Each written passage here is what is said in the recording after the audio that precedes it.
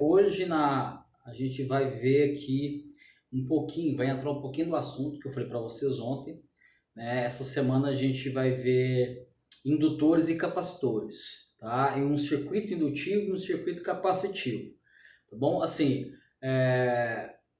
até então, todas as análises, os cálculos que a gente fez até agora, a gente fez em cima de circuitos puramente resistivos, né? A gente tem os circuitos puramente resistivos, que são os resistores que a gente utilizou, e a gente tem os circuitos puramente indutivos, os circuitos puramente capacitivos e os circuitos mistos que a gente fala que são circuitos que realmente, assim, digamos que chega mais próxima à realidade que a gente tem hoje, que são os circuitos reativos, indutivos e capacitivos, né? A gente tem depois a mescla de todos esses componentes. A gente falou de resistores, a gente vai falar de indutores, capacitores, depois a gente vai mesclar os três aí para a gente analisar eles, tá bom? Essa semana, a princípio, agora a gente vai ver indutores, tá? O que é um indutor, basicamente? Eu vou falar assim bem por alto, vou passar a apostila para vocês, lá do curso, aí vocês vão pesquisar nela, estudar por ela. Isso aqui é só uma priori mesmo, assim, só para vocês terem bem noção, tá?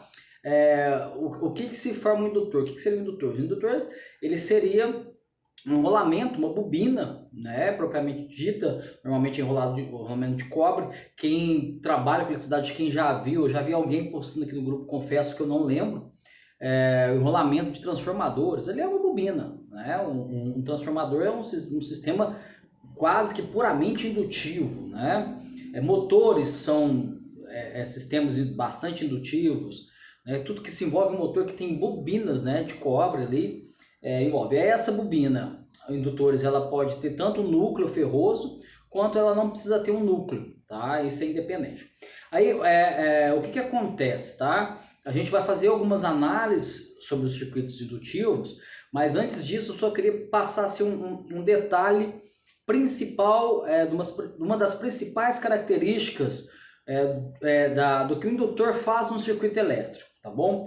Quando a gente fala de circuito resistivo, puramente resistivo, é um circuito onde você tem uma resistência, onde a gente pega toda a energia elétrica e ela é transformada em energia térmica, né? Que a gente vai falar um pouquinho também mais para frente de efeito Joule, o Joule, né? Cada um fala de um jeito.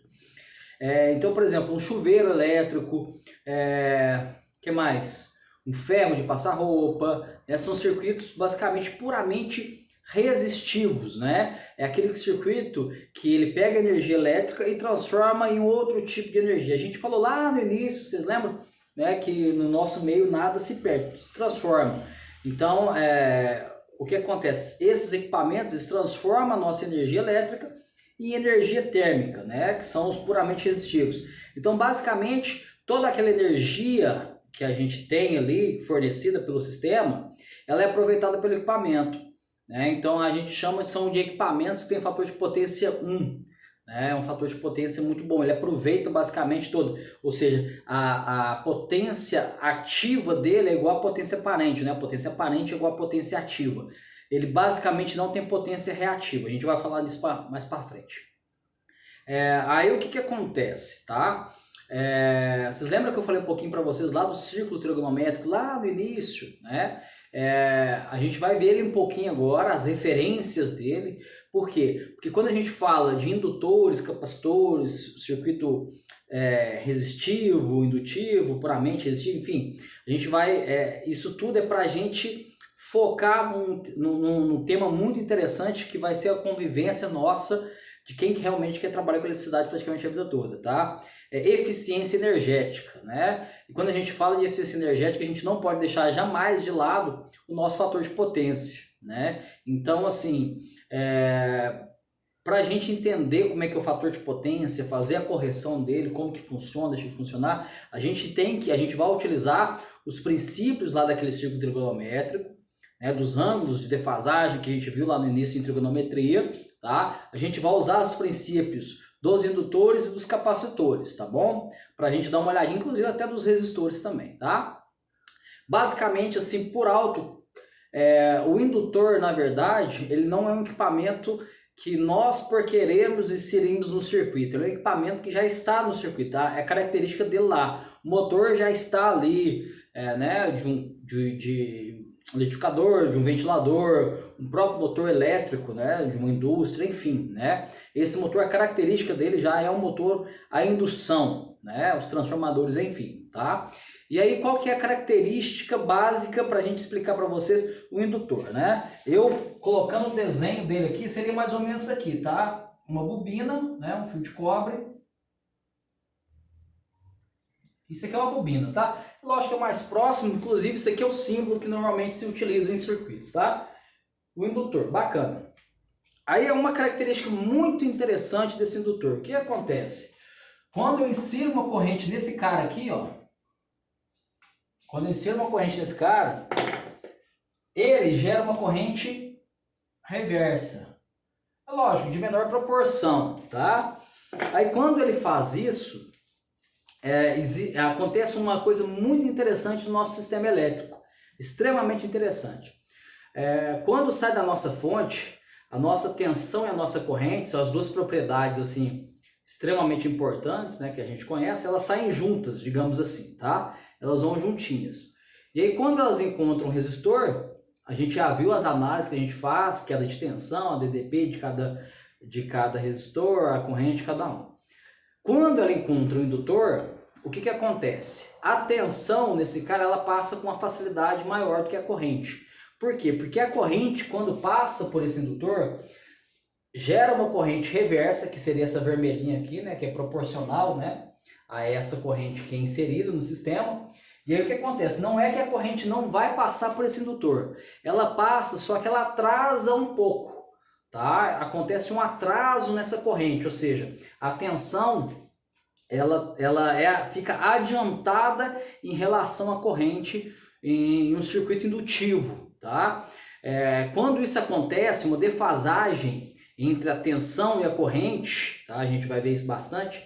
Quando acontece uma defasagem muito grande entre a tensão e a corrente, a gente fala que o nosso fator de potência ele já vai ficando pior. Quanto maior o ângulo de defasagem, menor o nosso fator de potência, ele fica pior. Tanto que no sistema resistivo, a corrente e a tensão andam juntinhas, sempre juntas. Então, por isso que, ou seja, se elas andam juntas, o ângulo delas é zero, o ângulo de defasagem delas é zero, então o fator de potência é 1, tá? Quanto mais próximo de zero essa defasagem, o que seria mais ou menos defasagem? Seria mais ou menos daqui, ó, tá?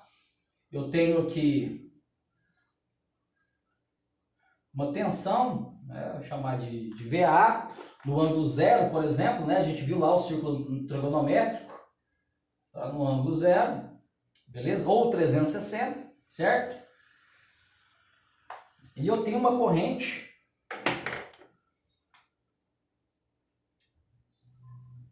aqui, por exemplo, né? Seria também IA, é claro, né? Que ela esteja aí a, sei lá, 20 graus, né? O que acontece? Elas existe uma defasagem entre elas. Essa defasagem que influencia no meu fator de potência. Quanto maior essa defasagem, menor meu fator de potência. No nosso caso, para um circuito puramente resistivo, que a gente fala, essa corrente e a tensão, a nossa, elas estão no mesmo ângulo, tá? E a A também seria em 0 graus, né? Para tensão em 0 graus. Tá? Os dois estão no mesmo ângulo zero, a gente vai ver isso aqui, tá? Um pouquinho de trigonometria para ver o fator de potência. Então, meu fator de potência aqui seria 1, tá? Seria 100% de aproveitamento da energia aparente com a energia ativa, seriam iguais, tá? Mesmo valor.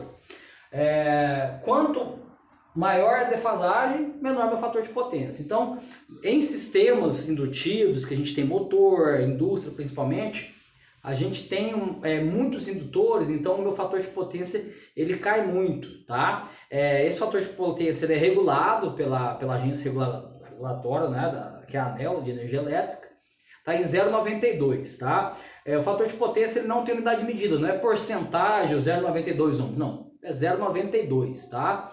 Ele vai de 0 a 1, né? Quanto maior, chegando a 1, ou seja, é o aproveitamento de 100% dessa energia, tá? Abaixo de 92, 0,92 no caso, as concessionárias de todo o país elas podem cobrar energia reativa desses consumidores, tá? Aí a gente vai um pouco mais além depois sobre isso, tá bom? Mas basicamente o indutor, a função dele, a propriedade dele seria isso, ele atrasa a minha corrente em relação à minha tensão, tá bom? Isso aí vai também de pesquisa para vocês aí em casa, né? Aí o que acontece com isso? Quando ele atrasa a minha corrente em relação à tensão, ele gera um fator de potência muito baixo, né? Mais à frente a gente vai ver isso para corrigir esse fator de potência, né? Que é uma característica do meu sistema e eu preciso inserir sim alguns equipamentos nesse sistema para realizar essa correção, tá? Mas a princípio, esses indutores que têm essas características todas, tá? A gente vai analisar apenas ele, olhar só para ele, para um circuito assim puramente indutivo, tá? Um circuito 100% indutivo. O que acontece, né? Esses indutores, eles têm algumas características, da mesma forma que, por exemplo, a resistência é ohms, né? A regrinha dela, a unidade de medida, né? Para os nossos indutores, para o indutor, tá? A gente vai, o símbolo dele que a gente vai utilizar, a unidade de medida dele, na verdade, é Henry, tá? Com Y assim, ó, tá bom? Henry, essa é a unidade de medida do nosso indutor. Então, por exemplo, o indutor tem um Henry, um H, tá bom? Então, essa aqui é a unidade de medida dele, tá? Para resistências, eu lembro que o resistor a gente colocava um R, né? R igual, por exemplo, a 1 ohm, tá? Esse Rzinho aqui, para simbolizar, a gente vai colocar um L. Esse L significa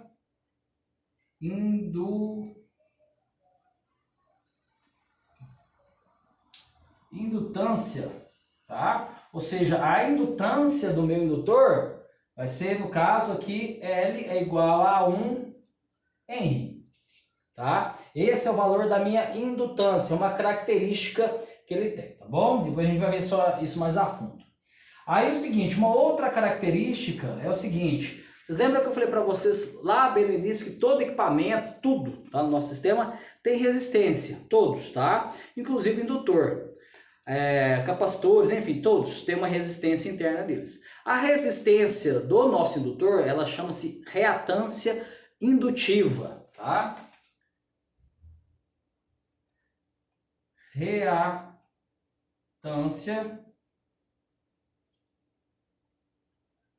indutiva. Beleza? Aí essa reatância indutiva, ela é dada em ohms também, tá? A unidade de medida dela também é ohms, porque ela é uma resistência. Bom, o que a gente vai simbolizar ela, procurar, no caso, seria XL. XL é a nossa reatância indutiva. Então, por exemplo, o meu indutor, ele tem uma reatância indutiva de 1 ohm. Tá? Não seria esse valor, mas assim, só para simplificar, tá? A indutância dele seria de 1 Henry, beleza? E a reatância indutiva seria de 1 ohm, tá? Bacana. Aí o seguinte, como que eu acho essa reatância indutiva e como eu acho essa indutância? Para achar um ou outro, normalmente, tá? A gente tem os valores de indutância nos indutores, tá? Eles têm esse valor descrito neles, o valor dessa indutância, de henries, né? Quantidade de henries que ele tem. E aí já vai um outro detalhe muito importante. Até agora em resistências, a gente trabalhou muito com resistência, ohms ou quilo-ohms, né? Agora aqui, em indutores, a gente vai trabalhar muito em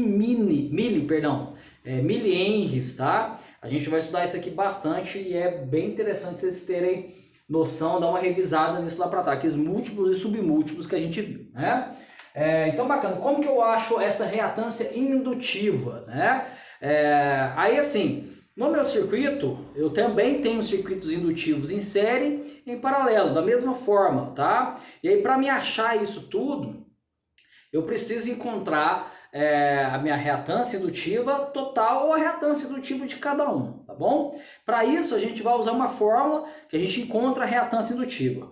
Nessa fórmula ela vai constar a indutância, né, que é esse L que a gente usa, e algumas outras constantes, né? Quais serão essas constantes? Olha só, A fórmula basicamente é essa daqui, ó. XL, né, que é a nossa reatância indutiva, é igual 2 vezes o π. O π é uma constante, tá? Ele tem um número gigantesco. Eu não vou falar que é infinito, mas é um número gigante, né? É que normalmente a calculadora científica, quando você coloca nela, ela te dá um valor. Aí assim, depende das casas decimais que essa calculadora tem. Tem muita gente que coloca 3,14, que são apenas 2 casas decimais. No caso da minha calculadora científica aqui, ó, eu achei o π dela aqui, olha só, 3,141295, vai embora, né? No caso, a minha calculadora tem bastante casas decimais, vai depender de cada uma. Então, pelo menos o 3, 14 e 15, pelo menos 4 casas decimais, tá bom? A gente tem que utilizar aqui para calcular o π, tá bom? Então, isso aqui é uma constante, é inalterável, tá? Aí, uma outra coisa que é alterável, tá? Que a gente pode alterar é a frequência. Quando eu falo alterar, é do meu sistema, tá bom? Normalmente a gente trabalha com uma frequência de 60 Hz. Vocês lembram lá no início também que eu passei para vocês que seria uma frequência, né? A quantidade de ciclos que essa nossa energia corrente alternada faz, né? Quando ela sai do zero absoluto, vai ao máximo positivo, volta ao zero, máximo negativo e volta ao zero de novo, né? Quando ela faz aquele ciclo, né? Ela faz isso daqui, ó. Sai do zero, né? 0 volts. Aí suponhamos que ela chega aqui 220 volts, aí aqui menos 220 volts e aqui zero de novo. Isso aqui é um ciclo, né? Isso é um ciclo. Então, a nossa frequência habitual que nós temos são 60 Hz. Aquele HZ, né? 60 Hz, ou seja, eu tenho 60 ciclos desse por segundo, né? Seria como se a gente tivesse essa lâmpada que eu tenho aqui, a lâmpada de casa, 60 vezes piscando por segundo, ela pisca. Tanto que se a gente diminuir essa frequência dessa lâmpada, a gente vai ver ela piscando com mais facilidade. É porque o nosso olho humano não consegue perceber ela piscar dessa rapidez, tá? Então, isso aqui é variável, tá? Apesar que no nosso sistema elétrico de potência, ela não pode variar, ela tem que ser constante. Se ela variar, pode chegar a colapso. Então, assim, ela é uma frequência constante. Então, 99% de tudo que a gente vai ver, de exercícios, enfim, a frequência vai ser 60 Hz. Fechou? Tanto que se vocês pegarem o equipamento de vocês, por exemplo, se eu não me engano, o Paraguai, né? O Paraguai é 50 Hz. Alguns equipamentos que a gente tem, além de ser bivolts, eles têm capacidade de alterar de frequência de 50 ou 60 Hz, tá? Isso vai depender muito de cada um, tá bom? Então, beleza. Depois dessa frequência, a gente tem que também, né, a gente pode até considerar sendo uma constante também, né? Aí a gente tem o que vai alterar, na verdade, os valores, que é a indutância, que é o L, tá? O Lzinho. Então, essa é a fórmula para a gente encontrar a nossa reatância indutiva, beleza? A gente encontra desse jeitinho aqui, tá? Essa é a fórmula, 2 vezes π vezes frequência, vezes a nossa indutância. Aí, um exemplo aqui rapidão, né? A gente pegar o valor desse cara aqui, ó, para a gente colocar aqui realmente a reatância indutiva dele, quanto que foi o valor dela. A gente fazendo aqui, ó, XL é igual a 2 vezes π, vezes a frequência, que eu já posso até colocar 60, vezes 1. Aí é calculadora, né? Então eu tenho 60 vezes π vezes 2. No meu caso aqui, deu 376,9911, tá? Essa é a reatância indutiva desse indutor aqui, ó, né, que a gente viu lá, né? Isso aqui é só para a gente falar aqui, tá? Então é dessa forma que a gente faz, tá? Por que eu preciso achar essa reatância indutiva? Da mesma forma, porque passa uma corrente pelo circuito. Eu vou utilizar esse indutor como se fosse um resistor no meu circuito, tá? Isso aqui é principal que a gente viu sobre o indutor, é essa fórmula aqui basicamente que a gente vai utilizar. Aí no próximo vídeo que eu vou passar para vocês, a gente vai resolver um exercício com indutores nele. Como que a gente resolve esse exercício, como que a gente faz, tá? Agora eu passo para vocês aí, tá bom? No próximo vídeo.